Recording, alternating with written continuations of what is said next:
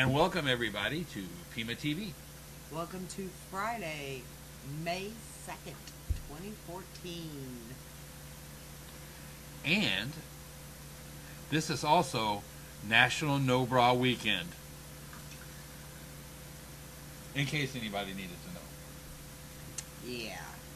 But speaking, where would you buy a bra? You'd buy a bra at a boutique, right?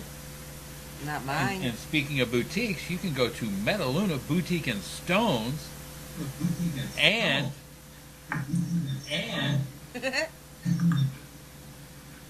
we are also a certified dealer for Jeremy Jones at Paranologies, and you can find any of his equipment there and order it through us.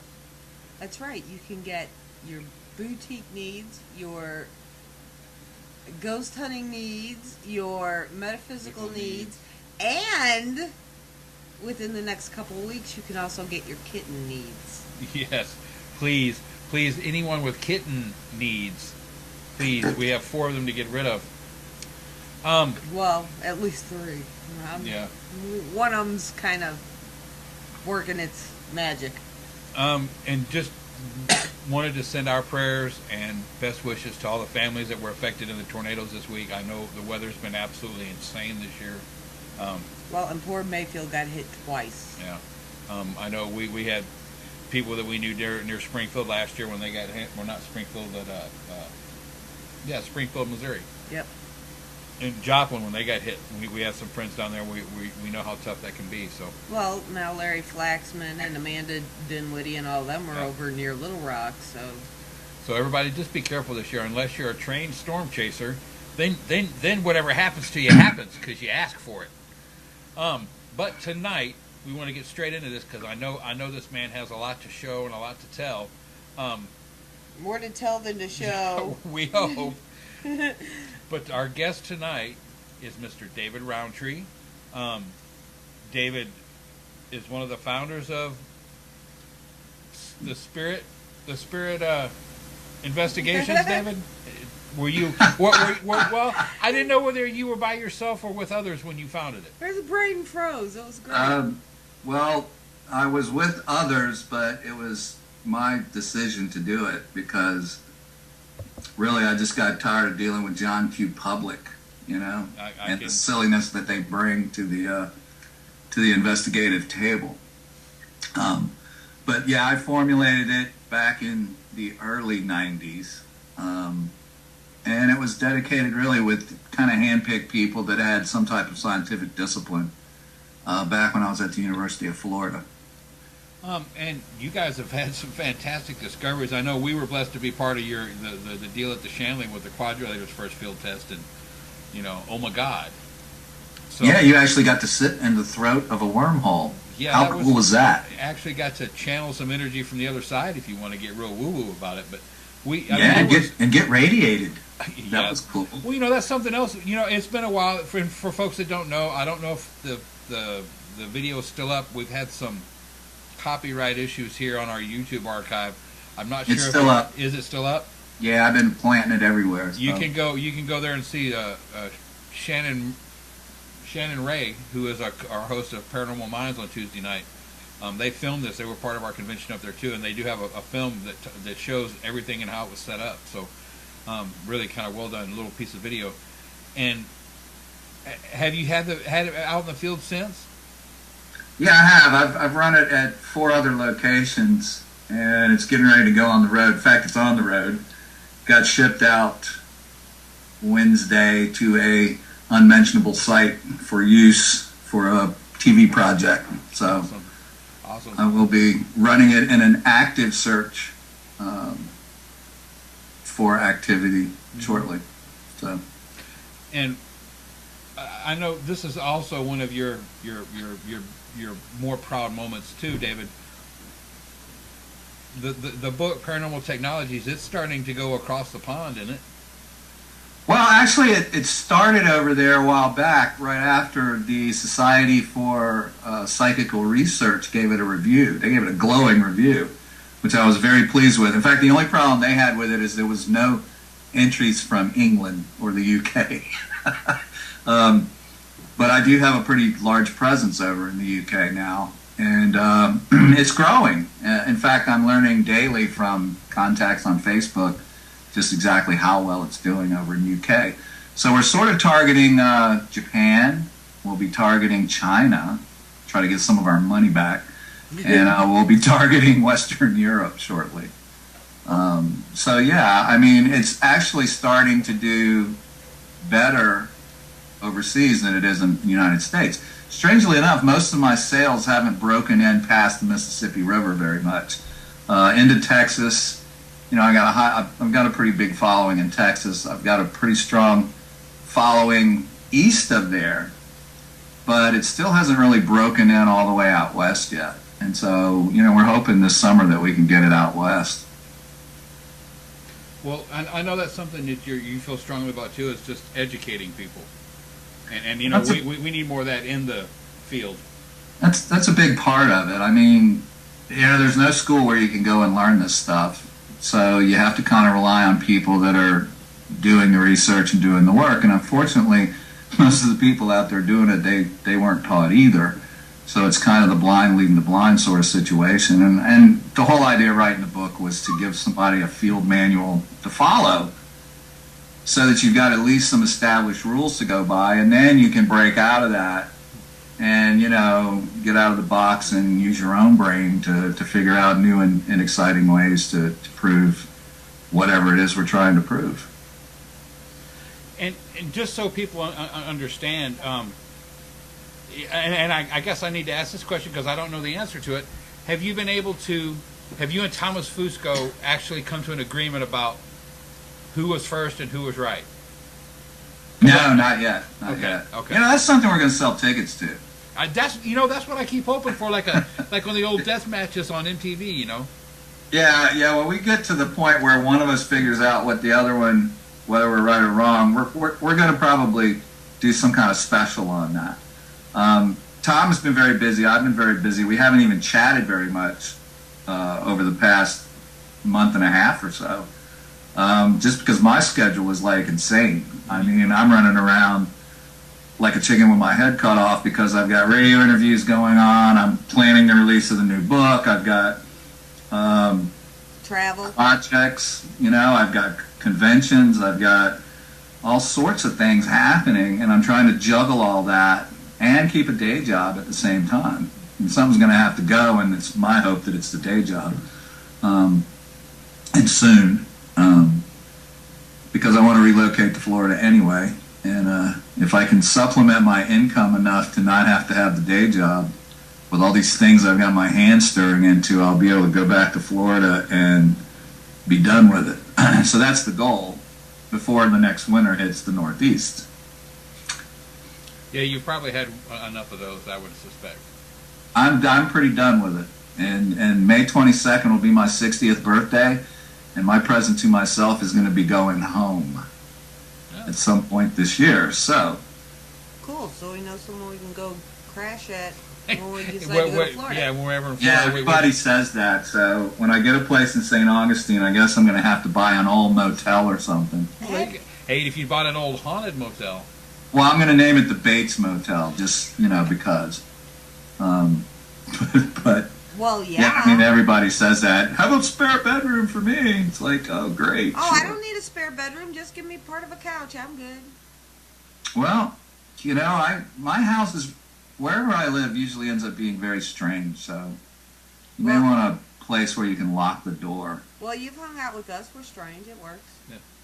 Yeah, well, you know, I always have visitors that are like ethereal, so. Yeah. And speaking of ethereal things, your new book that's coming out is Demon Street USA, and you wrote that with Robbie Lunt, correct? Yeah, and I have to apologize. Robbie was unable to make it tonight. He is actually working a stage production of The Little Mermaid, and he just, you know, told me kind of a chuckle off to the side that in the real story she dies in the end. He laid that on me tonight. But I guess it's a dance production. Right. Because he was also commenting on the aptitude of the dancers. But he was unable to make it tonight because he's in production. So he wouldn't normally be here. Normally when we talk about the book, we talk about it together, because part of the story is about Robbie's apprenticeship into the world of shamanism. And he adds a lot of anecdotal funness from his perspective to it, but we'll carry on without him. Yeah, and we've been lucky enough to be part of several of those interviews, and he definitely puts you to task at sometimes, David. You might have been slightly difficult to work for. Part of being a shaman is when you're learning, you get tricked into learning, and the book is filled with little tricks that I pull on him to teach him. And back then, he knew it was coming, and yet he would still do things without question. And I think that was kind of the neatest part of it, is he knew he was being set up. He just didn't know for what or what it was going to be, but he cheerfully walked down the path anyway. Right. And that's kind of the attitude you have to take with it. It's learning how to live completely differently. Well, and along those lines, maybe explain to the viewers, your path a little bit, because that would help if they have any confusion, because a lot of people don't know exactly how committed you are to your shamanistic journey.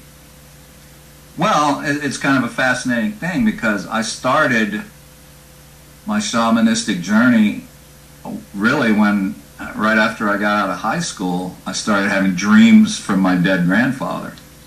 And he began planting little lessons in my dreams, and I would wake up remembering them. And at first it kind of didn't make any sense, and I thought maybe I was going crazy. But then after a while, I was noticing that there was a certain amount of wisdom to what I was absorbing. And right after I got out of the Air Force, I decided that I was going to take some time and basically wander off, kind of vagabond around a bit.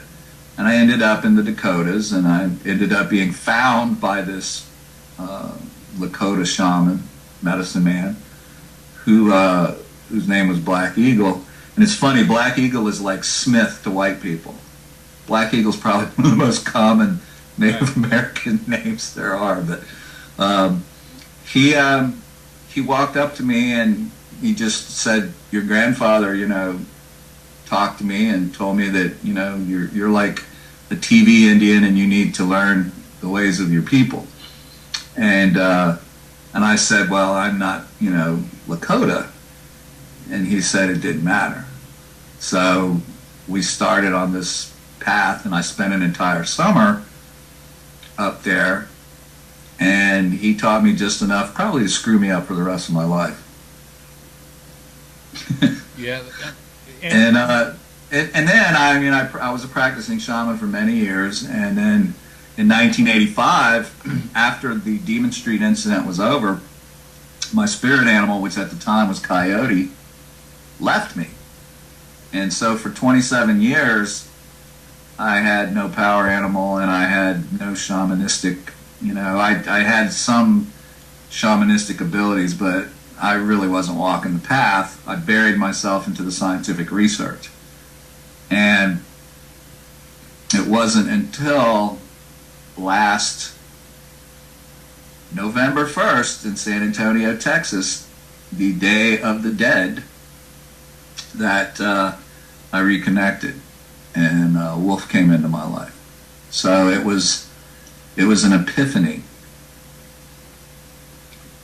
Yeah. And it was right after. San Antonio, Texas is actually a very interesting town. But I was at the Black Swan Inn, and I went out on the Alameda battlefield, and there was the ruins of an old sweat lodge there that had been used by women at some point years ago. And I buried myself in this sweat lodge. And I laid there all day, and some people would say I hallucinated. I saw visions.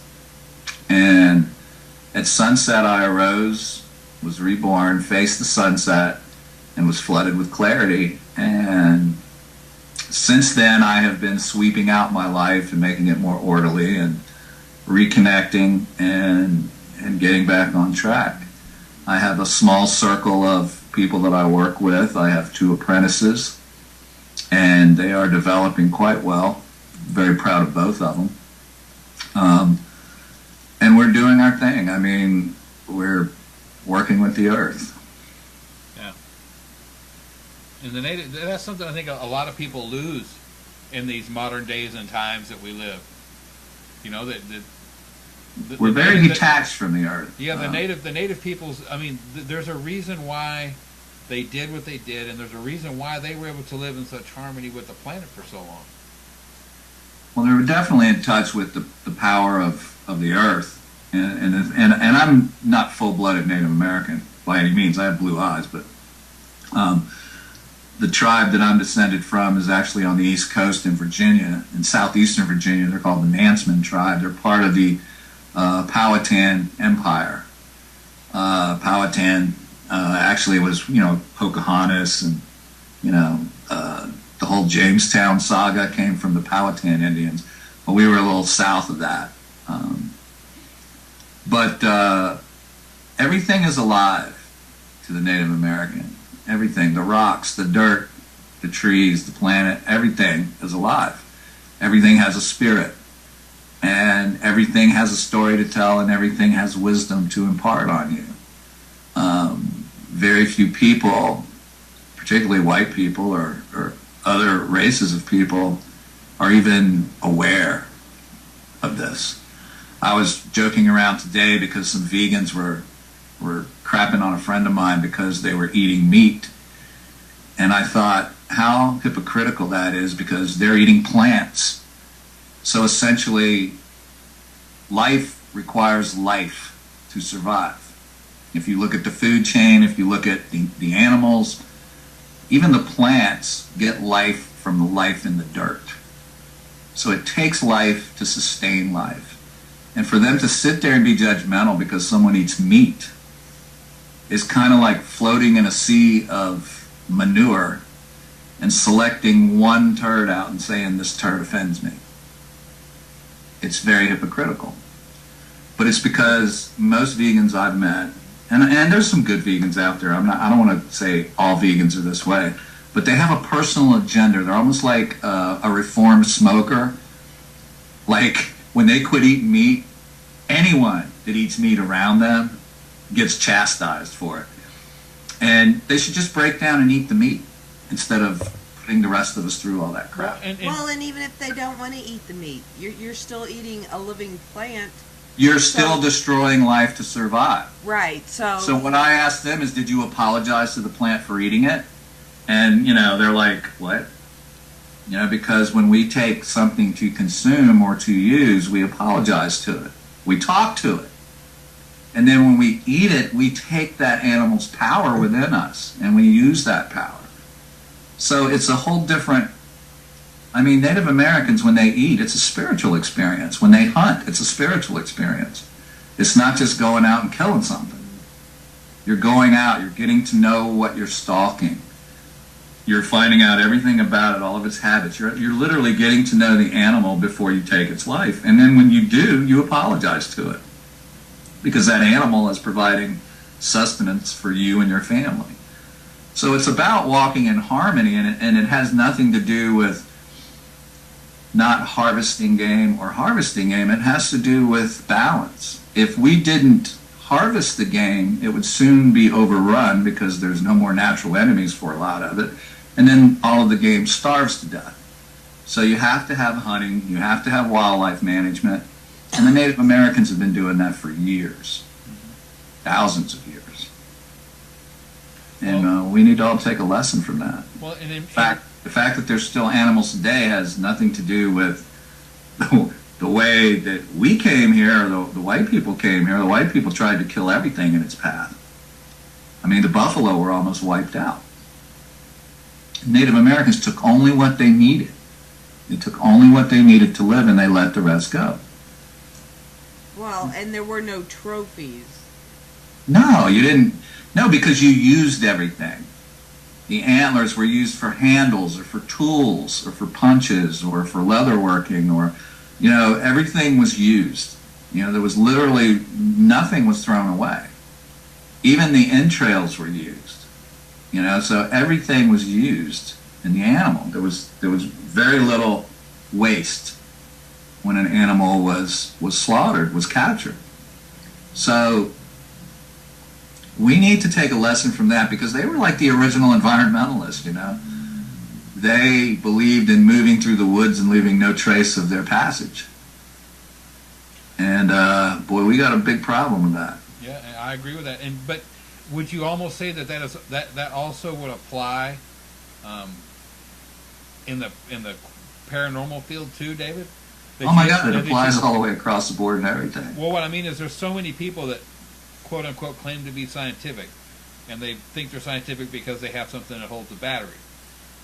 But I find it amusing that if a person can spell scientific, they claim to be using it. Well, you know, there is that I before E except after C. That does get confusing for some. Just because you're using technology doesn't mean you're doing something scientific. It means you're turning on a switch and squealing and looking at a meter. The definition of science really is following a very disciplined approach that has been tested over and over and over again. There's actually two real hinge pins in science. One is Occam's razor, which dates back to the early, really basically Turkish Empire, back when it was Muslim.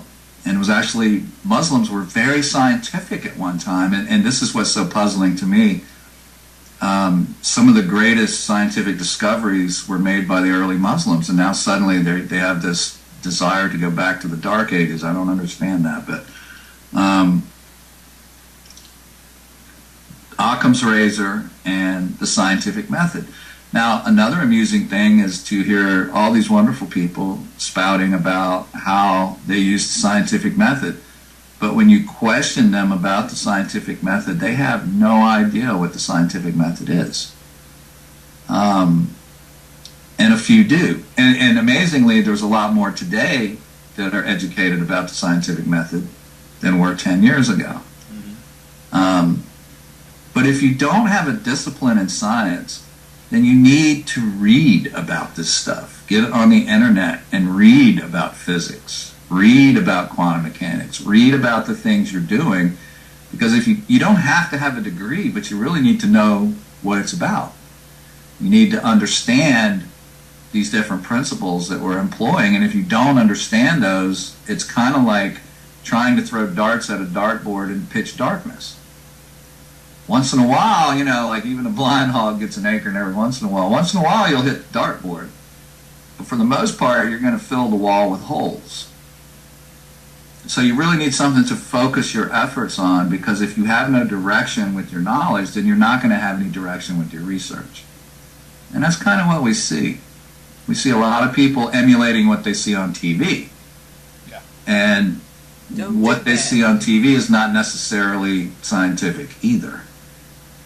I mean, talking to teddy bears and flashlights are not what I would consider to be physics. Or cussing out the air. Well, there's just so many memes that are being perpetuated over and over again on TV. And you can't blame the TV stars, the people that are actually in front of the camera, for it. You have to blame the producers, the directors, the cutting room, the sponsors. I mean, it's all about making money. The poor guys that are in front of the camera, they're trapped. They have no say in what happens and no say in what's shown. All they can do is do the best they can and hope some good stuff survives the cutting room floor. And what we end up seeing is the stuff that sells cornflakes. Yep. And we've got to change that. And that's, it's kind of one of the projects I'm working on, is changing that. I believe that the truth can be entertaining. I believe that the community is hungry for reality. And I believe whoever supplies that reality is probably going to be very successful. I would have to agree with that, because it's almost, to me, I find it humorous. I mean, I do have respect for the guys that were groundbreakers doing the show. Jason and Grant, Zach and his crew to a certain degree. I give them their props for making it water cooler talk, paranormal water cooler talk. I'll give them props for that. like you said, there's been very little education that has happened in the last few years. But you can also go onto social media, Twitter, Facebook, and when a new episode comes out, it's almost within 5 or 10 minutes, or even during the show, they're getting ripped on Facebook and Twitter, going, "Well, why did that?" No. I mean, it's just because unfortunately the group, like you said, the paranormal as compared to 10 years ago is much better educated than it is now, or at least a larger percentage is. Well, So the problem is the producers don't get that feedback. You know, we get that feedback because we're in the field. Right. The producers are in like their own world. They're producing entertainment. They're not close to the heartbeat. You know, they don't feel the feedback coming back. They don't understand that it's not flash and blinking lights and excitement and this. Yeah, that's part of it, but there's a whole different part that isn't exposed. And that's something that should be exposed. And that's something that people should be emulating as proper procedures, proper thought patterns, proper logic. I mean, the whole thing just, there's a whole string of things that the field has grown. When I started, there were like 8 people in the United States doing serious paranormal research. Now there's maybe 12. They're literally doing real scientific research into the paranormal. There's probably within the next few months going to be 40 or 50, because quantum physicists are starting to look at this and say, gee, these look like quantum effects at a macro level. So you're going to start seeing more and more universities doing research into anomalous conditions, because quantum physicists are looking at it and saying, wow, this could be evidence of, you know, our theories, and rightly so. If we look at nature, the tiniest patterns in nature, if we go all the way down to the atom, if we take that model and we expand it, suddenly we can go all the way up to a solar system, we can go all the way up to the universe with galaxies, and we can go probably all the way up to a multiverse with multiple universes, all following very similar patterns in nature. And most of the patterns we find in nature reoccur from the smallest to the largest. So it only makes sense that it would be a universal thing throughout our reality. So when we look at these things, we have to keep all this into perspective. The physical and the metaphysical are entwined with one another. Mm-hmm. Because anything in the physical or the metaphysical have to be connected, or we wouldn't experience the metaphysical. If we can hear it, feel it, touch it, taste it, smell it, or really experience it in any way, it has to follow the laws of physics. So the trick is in finding which laws and how they apply. That's what research is about, is seeing something, witnessing it, making an observation, designing an experiment to duplicate it or map it, write about it, or if the experiment fails, redesign the experiment, start all over again, until you're able to get substantial proof that your hypothesis or your observation and what you think it is true, or your hypothesis changes and morphs along the way, which is more commonly the truth. Usually we'll make an observation and our first guess as to what it is it exactly right? But through the experimental process, we hone that hypothesis until we have enough evidence to say, wow, this is a theory. I can make predictions. This is going to happen. This is going to happen. This is going to happen. And when it does, now suddenly you have a full-fledged theory. I mean, I would like to remind everybody says, well, it's still a theory. Relativity is still a theory. Yeah. Tell that to the World War II Japanese who got bombed due to the whole theory of relativity, E equals mc squared. So just because it's a theory doesn't mean it isn't so. In fact, for it to be a theory means that there's significant evidence to prove it. Right. Well, wait a minute now. I want to back up a little bit. Okay. Because you said that when a new show comes on, even during the show, we've got people on our Facebooks ripping it. Right. My point is, most of the people on our Facebooks are in the paranormal have actually done the work. Oh, well, So, what well- work? What work have they done? Okay, I'm just saying that they've gone out, they've done the investigations. Now See, there's- now I'm not- wait, my turn. Who's the guest anyway? Me. Don't make me. They've sat there and watched the 40 hours of video. They've sat there and listened to the 40 hours of voice recordings. That kind of stuff is what I'm saying. As opposed to if you go on any of the fan pages, because I'm a member of a couple fan pages just to keep an eye on what other people are saying who like watching the shows but don't want to actually do the work.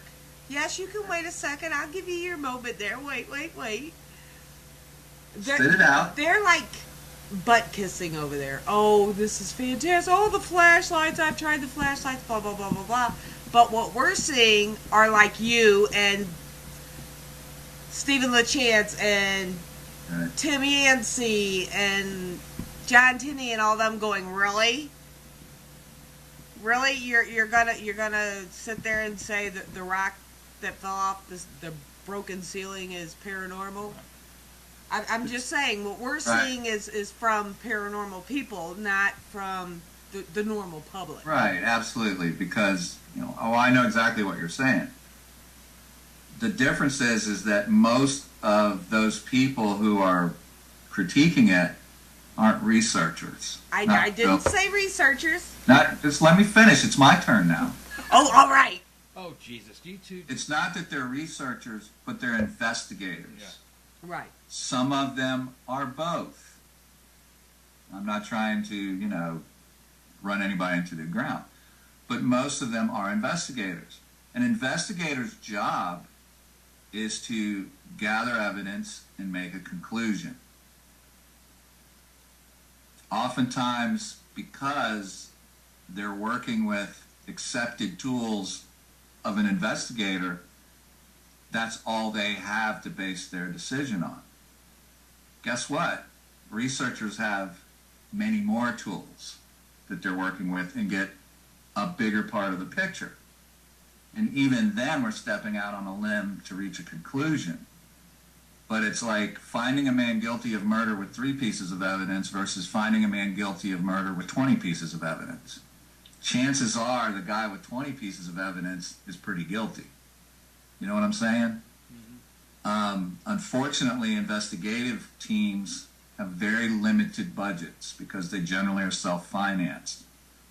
Because of that, they're limited to less equipment, more generally accepted equipment, and a lot of gadgetry you see out there. Right. And they base their conclusions off of that evidence. They may be missing a lot. Absolutely. I'm just saying the people we see, like you and Paul Browning and the rest of them, who are sitting there going, Right. really, No, I they're agree. doing this on this show? But if you go to the fan pages, it's I completely agree with- different. Understand that TV is first entertainment. Absolutely. Above everything else, it's entertainment, or it wouldn't be on TV. As such, it has to meet certain criteria. And the criteria that it has to meet is selling cornflakes Entertaining. or whatever, The sponsors have to be saying, wow, our sales were great from that show, we'll put more money into it. That's the whole secret of TV. The challenge is for us who are serious about what we're doing, that when we get a chance to work on a project like that, is to inject some of this new reality into it. And what we're going to find by doing that is that the producers will be happy because it will sell. Yes, And- but it will sell more to our side of the field as opposed to the fans. The fans, I would disagree with you, because if you're showing a wow factor in what you're doing, it doesn't make any difference. right, but what I'm The saying fan is, wants to be entertained. So the trick is in taking your research and making it entertaining. right. I'm just saying there would be more in the paranormal field watching who would absolutely. appreciate it as opposed to those who are waiting for, you know, go ahead, scratch me and throw a rock at me, and they're excited if they hear a click. Because there are some really good drinking games that have been made up around the Ghost Hunters and GAC. I will say that. Some very entertaining drinking games that go along with that. Oh, sure. I'm friends with all of those guys. So are we. Yeah. And you know, we just don't talk about this stuff because there's really nothing they can do about it. Yeah. Their show is an older show. It's been out for more than 10 years.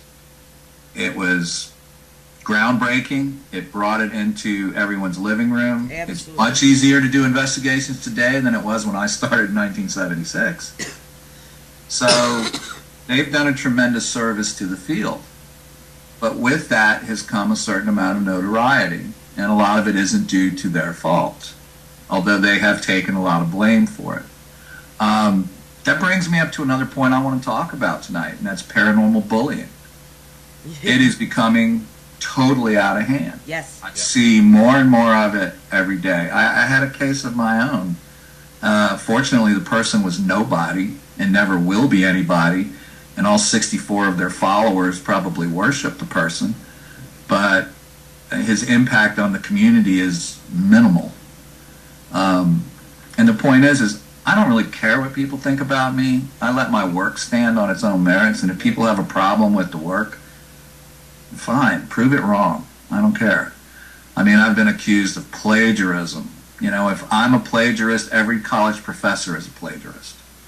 I think people, if they would spend more time in making a contribution to the field, instead of worrying about trying to police it, I think the problem would take care of itself. Because how much grease does a person that discovers nothing get? Nothing. Who remembers a critic? No one. A critic has their 30 seconds of fame and is forgotten. That's right. Instead, if they would take that energy and put it into discovering something or debunking something or, you know, legitimately saying this is what's going on and this is the proof for it, they'll get remembered. But to just viciously attack a person personally over their character is generally reflected of their own integrity and intelligence. So I'm seeing people be personally attacked. Amy from Ghost Hunters, Bruni. Bruni, was viciously attacked by Yes. someone who I know and generally doesn't personally attack people. He generally attacks the concepts or the show or you know, whatever, or what's presented, but it was a brutal personal attack, and that's unwarranted. And she's a sweetheart. And She is a sweetheart, and you know, it was just plain, I don't know if the person was frustrated, because I know the guy, and the guy is generally, he's kind of a debunker. He goes into it and he debunks things. But when it devolves into a personal attack, you've lost all your integrity as a critic. Yes. Because you just made it personal. I find it very disturbing because the field itself doesn't respond to it in general. The field should come up with a way of censuring these people. Not to censor them, because there's always going to be somebody that wants to speak their mind, and I believe in freedom of speech. But on the other hand, no one addresses the issue, and it's getting worse and worse. I don't mind being critiqued. Uh-oh. He doesn't mind being critiqued unless it's by Skype that decided to hush him for a moment. And as Skype is dialing him back.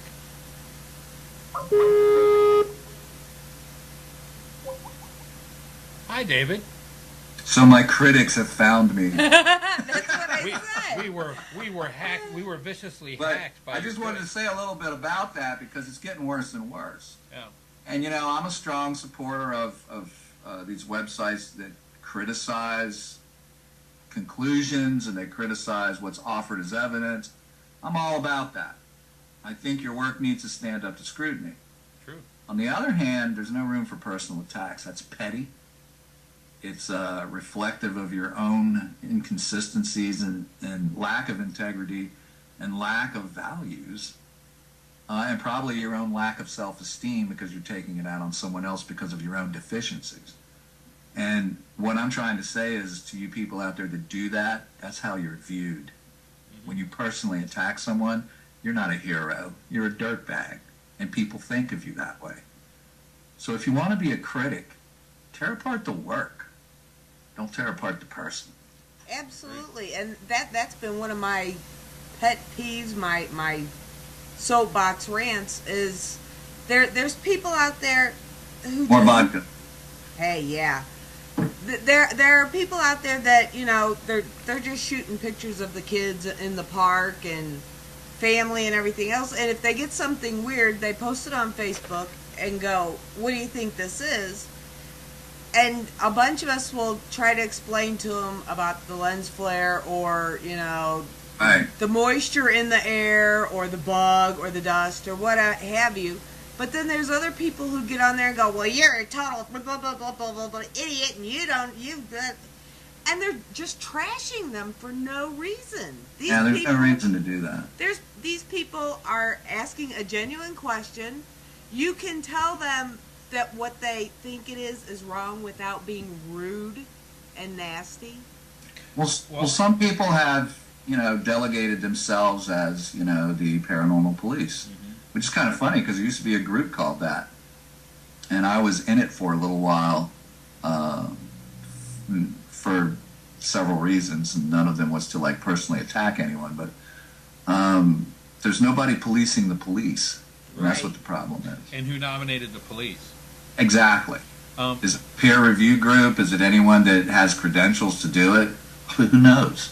And They're self-appointed. I'd like to kind of add a point to what you said, David, because this is something else that I personally think is out of control. Is there are so many people out there that are, you do this my way or you're doing it the wrong way. Yeah, nobody can. And 9 times out of really 10, say that. Yeah, 9 times out of 10, they don't really know what they're talking about either. But when you call them out on the carpet, that's when it all kind of hits the fan, because then the sheeple don't know who to follow. You know, there's rampant sheeple running everywhere that don't know what to do. And generally, I've also found that stupidity, or let me back up, intelligence speaks in a calm, low voice. Stupidity yells and screams. Yeah, and then there's a special kind of stupid. But, yeah, I mean, I tell people what I know, and then I encourage them to duplicate it. But I don't tell them how to do it. I try to arm people with enough tools that they can think for themselves, and they can design their own way to do it. And maybe their way will be flawed, but then you can point out where they can tweak it or where they can do a little something. But you don't have to rip somebody apart personally to do that. Right. And that's my beef. I don't care if people rip work apart. That's what it should. It should be ripped apart. We're making fantastic claims. We need to have fantastic evidence to prove it. But don't rip the bearer of the news apart. Don't rip the messenger. Don't rip the guy doing the work apart. Or his family. Or his family. I mean, I've answered my door at 3 o'clock in the morning with a cocked .45 automatic stuck in someone's forehead. I don't generally have that problem anymore because I have no hesitation about emptying the gun into some person on my front doorstep at 3 o'clock in the morning. But that's what we have in this field. We have these self-appointed zealots that feel perfectly comfortable in just attacking someone and not suffering any consequences from it. So one of the neat things about being with a real publishing house is they have a legal department. Right. And I'm waiting. I realize that I will get 50% of nothing, but someone will be like working for the rest of their life to pay their legal fees. Yeah. So and I don't care. I would just like to do it to put a message out. You know, if you're going to do it, there's consequences that come with it. Yep. So be sure that you're right. See, the problem is they can attack people, and people don't have the resources to fight it. Right. But a handful of us do. I've also been accused of trying to get rich. I always thought that was the American dream. Now I've got everything now, man. All I need is the money. Right. Have you found in your journey down this paranormal path, David? Let's say somebody, because there is starting to be another generation, a newer influx of investigators and researchers coming into this. Yes. You know, and guys that have been doing it for a long time, like yourself, that are very tenured, and you understand, like you said, the big picture of what goes on in the real world. Right. If you could pass on one piece of advice to, let's say, that brand new person that's just stepped out of that kind of thrill seeker cocoon, their wings aren't dry yet, but they're ready to fly, what's the one thing that you could, one piece of shamanly advice you would give them to help them down their path? Think for yourself. Amen. Think for yourself. Take no one's word for anything. Prove it to yourself. Prove it to yourself. You start taking people's words for something, you start taking things for granted, you start making huge mistakes. If someone makes a mistake, you compound their mistake. You know, prove things to yourself. Prove it to yourself. Well, if you're trying to prove it to other people, you're never going to get anywhere. No, and you know what? If you make a discovery, stick by it until someone proves you wrong. You know, don't let someone back you down because, you know, they're putting merciless pressure on you because they're calling you all these names or they're attacking you. Stick to your guns. You know, because how you beat these guys is you stand by what you do. You stand by your discoveries. And then, you know, you debate them. I challenge them to public debates. None of them have taken me up on it yet. But I'd be happy to debate anybody about my work. And I'm always your little cheerleader offering you a place to do it. That's generally reflective of who you're dealing with. You know, you're either dealing with a professional, his whole motivation for life is to get off on ruining someone else's life, or that's all he's capable of doing. And I don't play that. I mean, I just don't play that way. Well, So if you got a problem with my work, instead of sitting there and blogging it out and calling me this and that and the other thing, you know, come on an interview I'm doing and ask me questions. And we'll gladly let you do it over here. I have no problem with that at all. I told him that last time when that guy went after him. Yeah. He's like, I'll debate you, and I'm like, and I'll give you the place to do it. Well, that's Yeah. we've always tried to remain neutral here. You know that. Well, and you should. You Yeah. should remain neutral. But I mean, the point is if I'm full of crap, and then the person has a right to expose that. But that's at my invitation, not his. Yeah. But if he's going to personally attack you with claims about your public persona or your public work, then he should be willing to go in public to debate it. Absolutely. I mean, the things that I were accused of was breaking up friendships. I didn't know I could break up someone's friendship. How can someone else break up a friendship between two people? Somebody in that friendship had to make a decision, I would think, that the friendship was not healthy. Right. Um, This isn't junior high. We don't tell each other who we can play yeah, with. exactly. I mean, all of the charges that were leveled on this fellow's page were total BS. And it was obvious when he talked about my wormhole theory, he had absolutely no concept of what I was even talking about. So, I mean, you know, this person was pretty much just a wannabe that ran out of gas. They also practice, Christian and Wiccan spirituality, which I find funny, together. Well, everybody does on Easter and Christmas. Well, not me. And Halloween. Well, and Halloween. But I found that kind of funny. But I mean, the point is that once the person refuses to talk to you openly in public about it, well, their integrity just went down the toilet. Right. You know, and if it didn't, then I would have the golden opportunity to help them put it down the toilet by debating it. So I mean, if you do the work that you claim that you're doing, and you are really making the discoveries that you claim you're making, talking about them is no problem. Absolutely. You don't have to prepare. You don't have to do anything. You can be on the street and someone can ask you a question. Happens to me all the time at conventions. People come up and they'll ask me very specific, point-blank questions about a specific area of my research, and I rattle it right off to them. And at my age, it's not because, I've remembered all these lies. It's because I've done the work over and over again for years.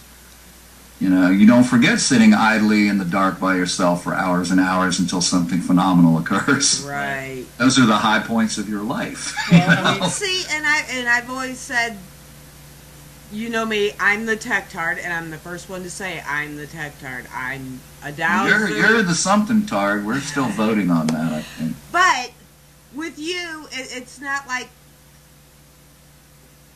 some scientists. No, if no one understands what the hell you're talking about, what good is the work? Well, my favorite sentence for you is, or definition for you is, you dumb it down for me. To where I understand the wormhole because you can break it down to where I can understand it. You're not always trying to talk over people's heads.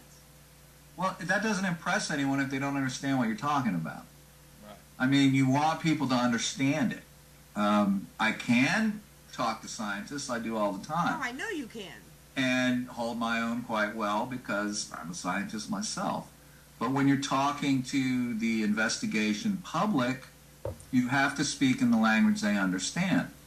I want them to grow. I want them to understand what they're looking at when they measure something. Explaining it scientifically won't do it. You have to tell them in terminology they understand. And I'm not the greatest at doing it either. I mean, I've had it pointed out to me that someone that I was close to said that they could explain it a whole lot better than me, simply, and that's probably true. But I try to keep talking to the person until they get it. Right. And I'll figure out a way to get them to get it eventually. It's difficult when you're on a show and you're getting a question and you try to answer that one question.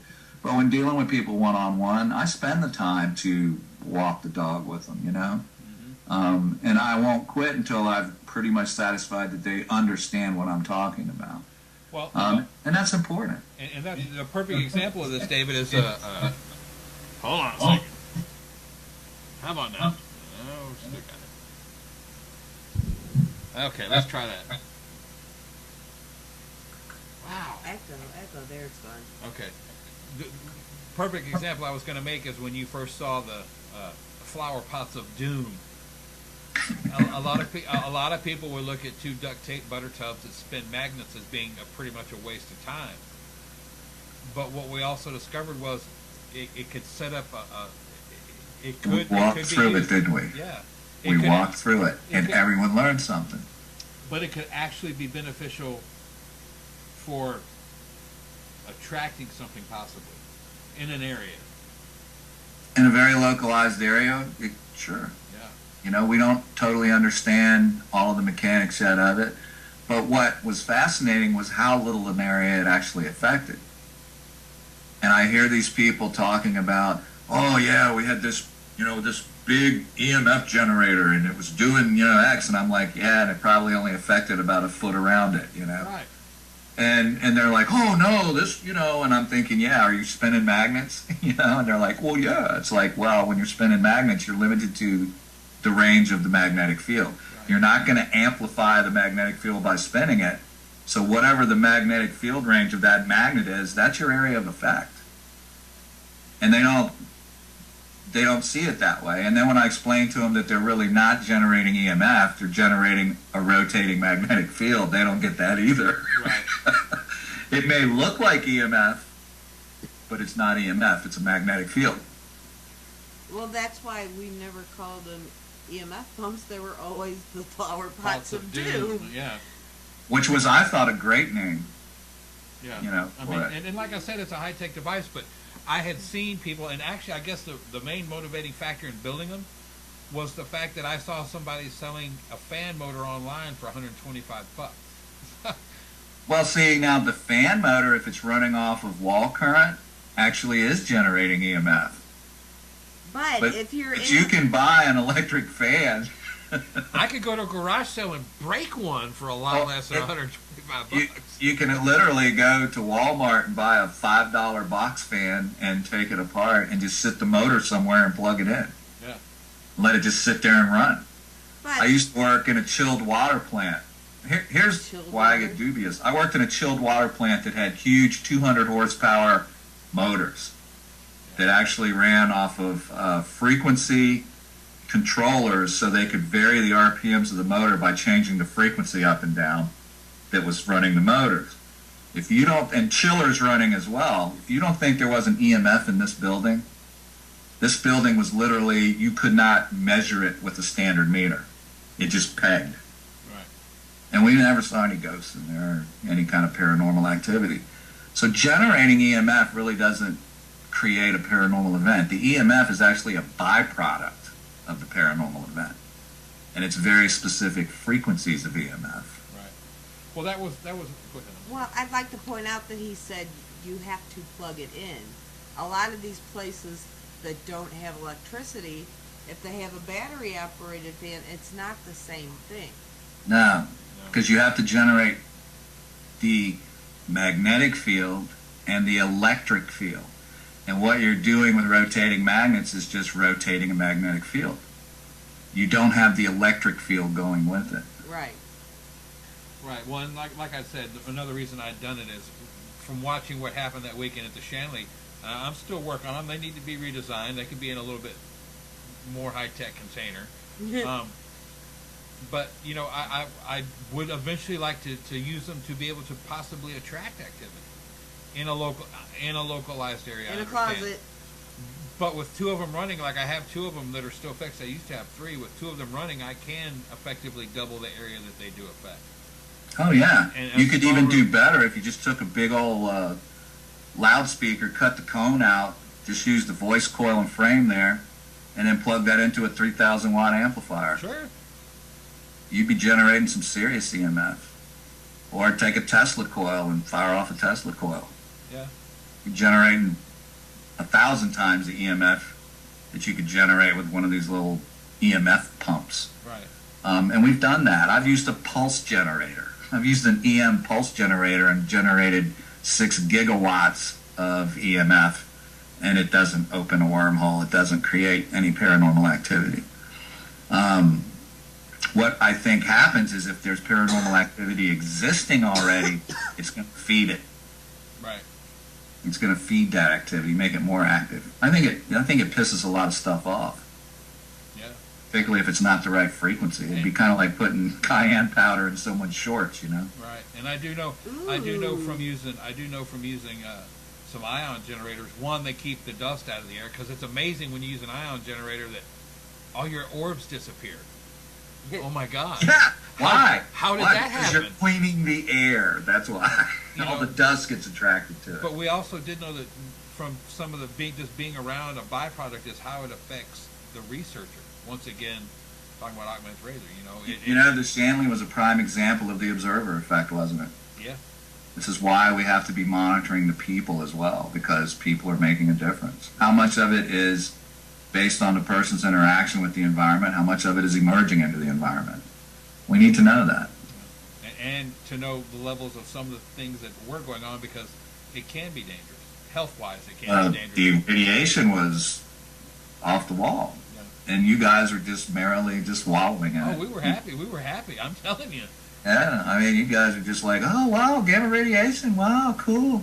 Yeah. I feel so at home. Somebody give me a bag of popcorn. I'll pop it for you here. Yeah. But it was especially the readings that came off of when you scanned us afterwards when we came out, and we had imprinted that heartbeat that was there. That to me was a huge. That meant a lot. Yeah, and it meant a lot. You know what I mean? But it made sense. Well, yeah. I mean, it's reaching a conclusion for me is a different mechanic than most people. I mean, it takes a lot for me to reach a conclusion. But when you see things like that, where you've got the residual fingerprint of what could be a consciousness on you or about you still, that's big evidence of something really bizarre going on. I'm sorry. And for it to look so much like a biofield, I mean, literally, it looked almost like a heartbeat, from a cardiogram. So, I mean, you have to take that in consideration and realize that there's really something going on, and we really need to understand it more before we just, see a spike on a meter and yell ghost. Right. And understand how that meter works. I can't emphasize that enough. At least, even if it's the only equipment you can afford. Yeah, you need to understand what you're measuring and realize that, there's so much of what you're measuring out there that, you have to be able to discern what's what. And a meter doesn't discern anything except the fact that you have EMF. And we're bombarded with EMF constantly anyway. Well, and you also have to learn the limitations of that particular piece of equipment, too. Well, and you have to understand what it's measuring. I mean, the whole concept of what it is. I mean, I hear them say EMFs with an S on the end of it. Yeah. It's EMF. It's multi-frequency EMF. It's a complex waveform, but it's not EMFs. It's an electromagnetic field with multiple frequencies in it. I mean, it's just people. It's memes. It's someone says something on TV and everyone says it, like matrixing. I hate the word. A matrix is a mathematical function. It has nothing to do with pareidolia. And yet it is interchanged today in slang to mean pareidolia. Well, if you look up matrix in a dictionary, it has nothing to do with pareidolia. It's a mathematical function. We need to call things what they are, or we're perpetuating wrong. We're passing on wrong information. You know what a scientist says when you say, oh, it's matrixing? He laughs at you because you're showing you're ignorant. You're using a slang term that doesn't mean anything in science as to what you're using it for. So why do they not take us seriously? Because we talk wrong. We explain things incorrectly because most of us don't know what we're explaining. We need to do that. If we want our work to be taken seriously, we need to be able to explain it in the right terminology. Well, and it's also EVP, not EVPs. Exactly. It's phenomena, which is plural. Right. It's already plural. And that one's for you, Dr. Jim Clausen, because that used to drive Dr. Jim crazy. Jim was getting us over that. David, I know you got a lot of projects going on. I know you're busy. I want to thank you so much for joining us tonight. Thanks for having me on. And arguing with me, because I like it. Yeah. I also, you've got some stuff going up. People need to keep an eye on you. Where can they find you easiest? Probably on Facebook, man. I run amok in Facebook. Facebook, you just type in my name. There's a couple of David Roundtrees, but my main site's David M. Roundtree. So I have a secondary site that's David Roundtree too, because the first one's filled already. We have a Spirit Lab group in Facebook.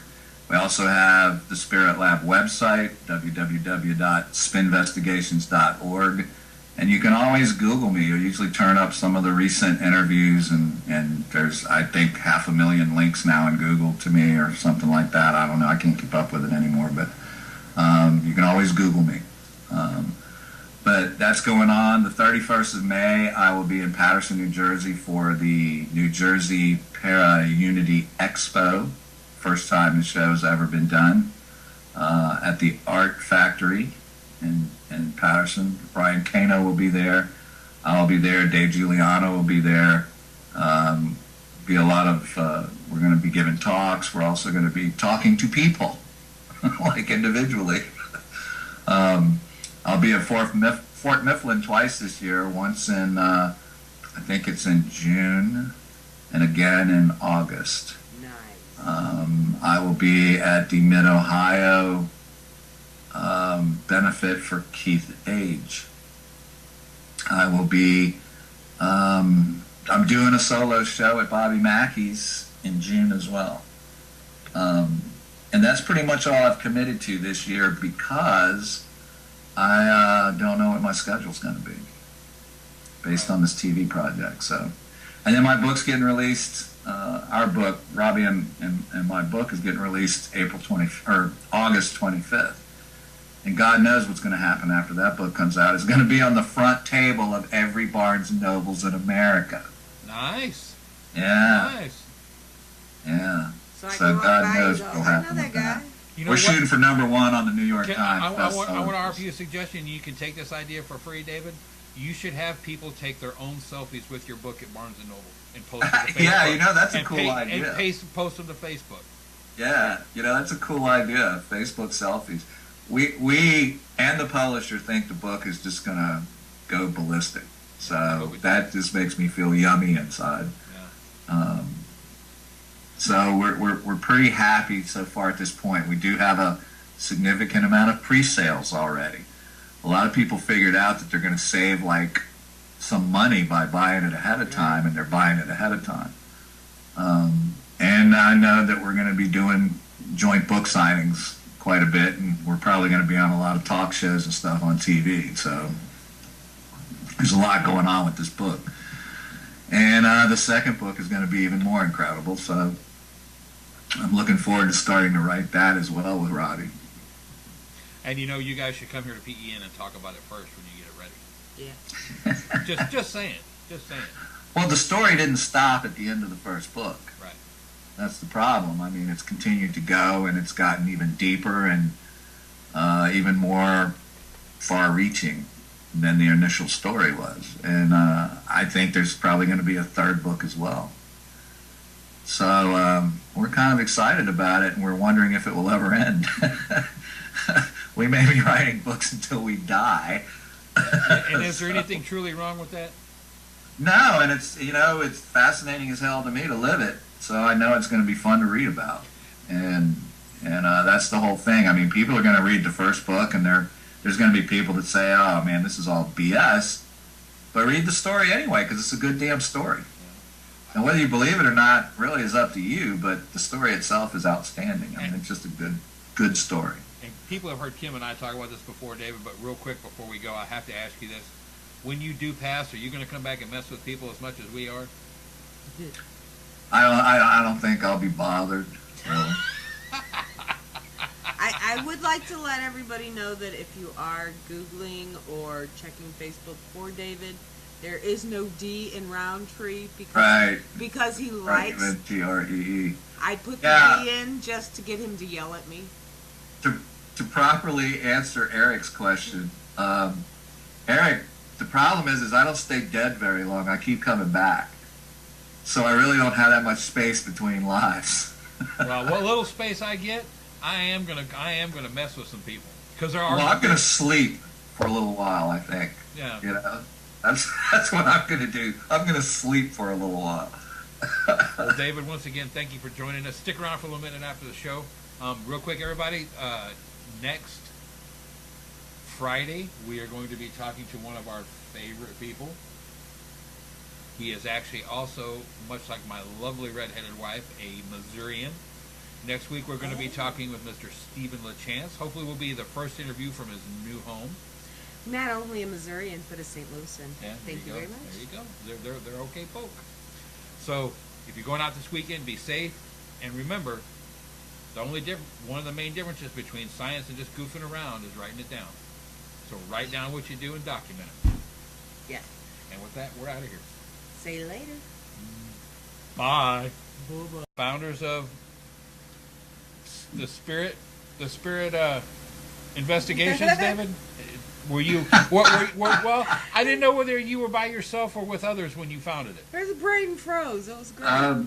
Well, I was with others, but it was my decision to do it because really I just got tired of dealing with John Q. Public, you know, and the silliness that they bring to the investigative table. But yeah, I formulated it back in the early 90s. And it was dedicated really with kind of hand-picked people that had some type of scientific discipline back when I was at the University of Florida. And you guys have had some fantastic discoveries. I know we were blessed to be part of the deal at the Shanley with the quadrilator's first field test, and oh my God!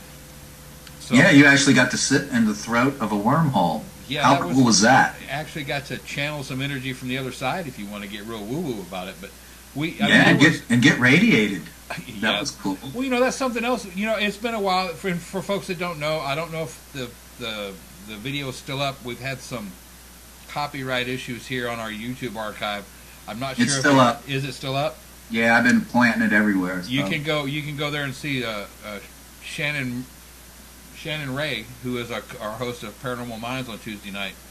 They filmed this. They were part of our convention up there too, and they do have a film that shows everything and how it was set up. So, really kind of well done little piece of video.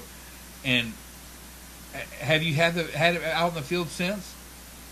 Yeah, I have. I've run it at 4 other locations, and it's getting ready to go on the road. In fact, it's on the road.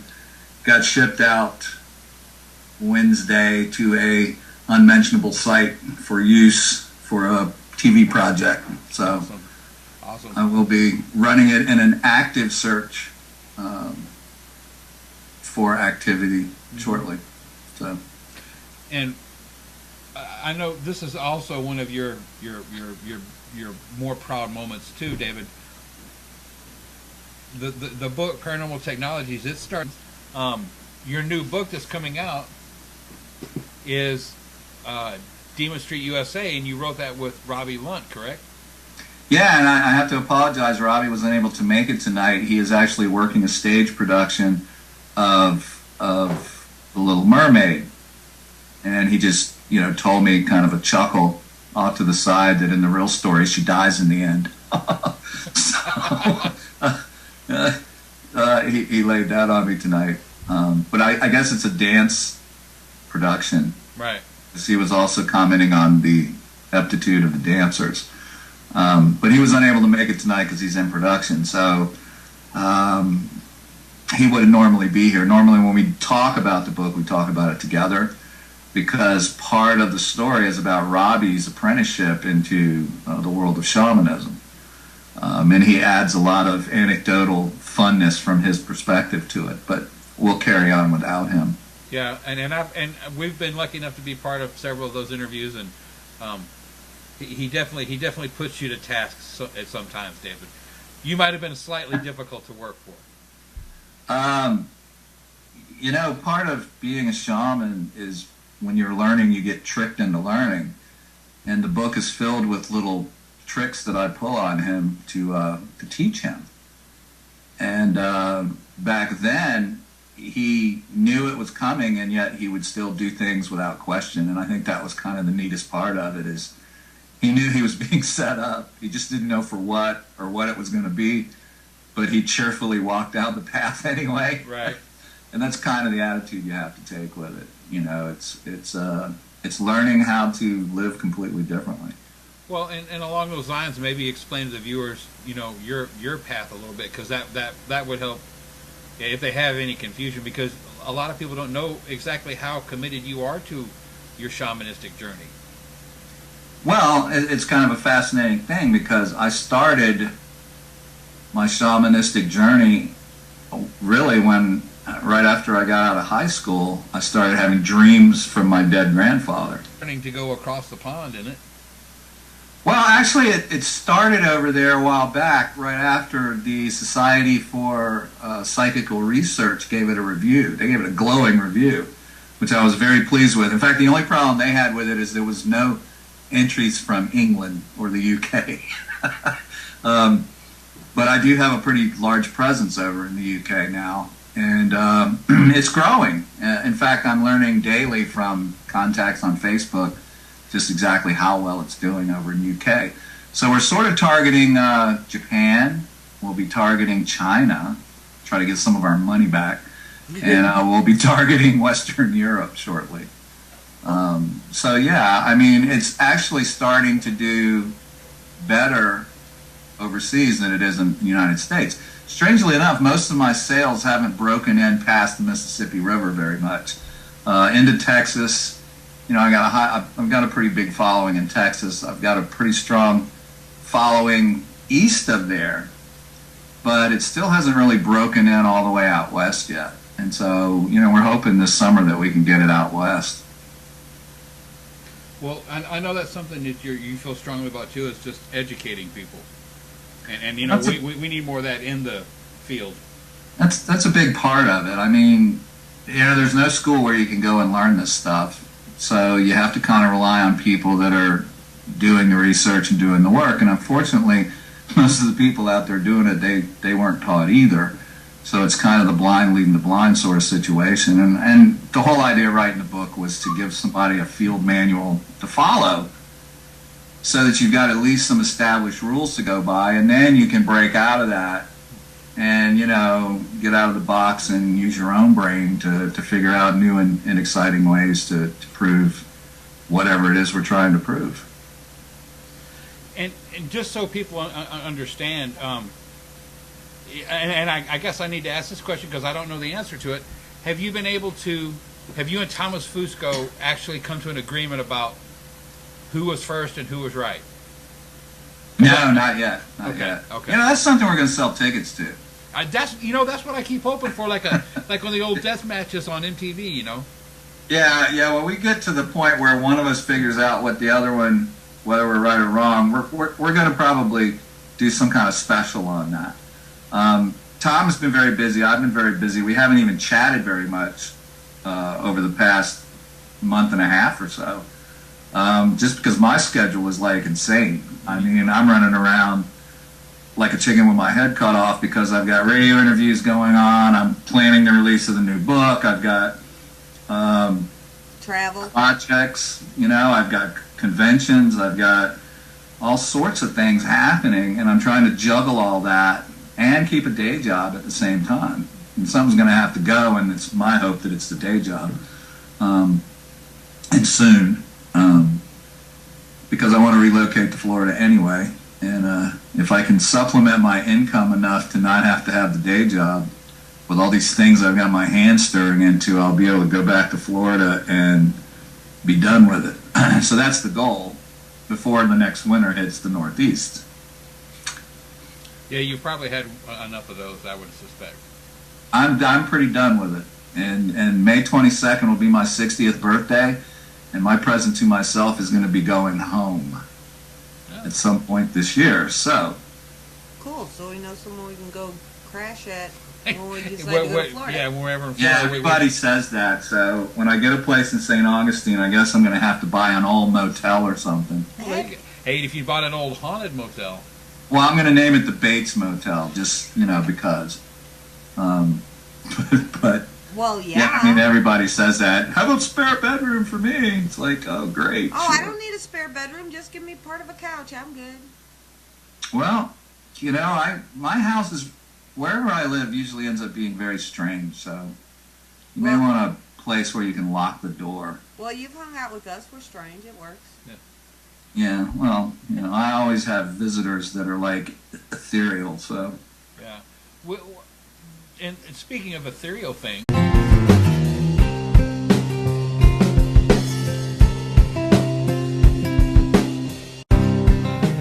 and welcome everybody to PEMA TV. Welcome to Friday, May 2nd, 2014. And this is also National No Bra Weekend. In case anybody needed to know. Yeah. But speaking of, where would you buy a bra? You'd buy a bra at a boutique, right? Not mine. And speaking of boutiques, you can go to Metaluna Boutique and Stones. And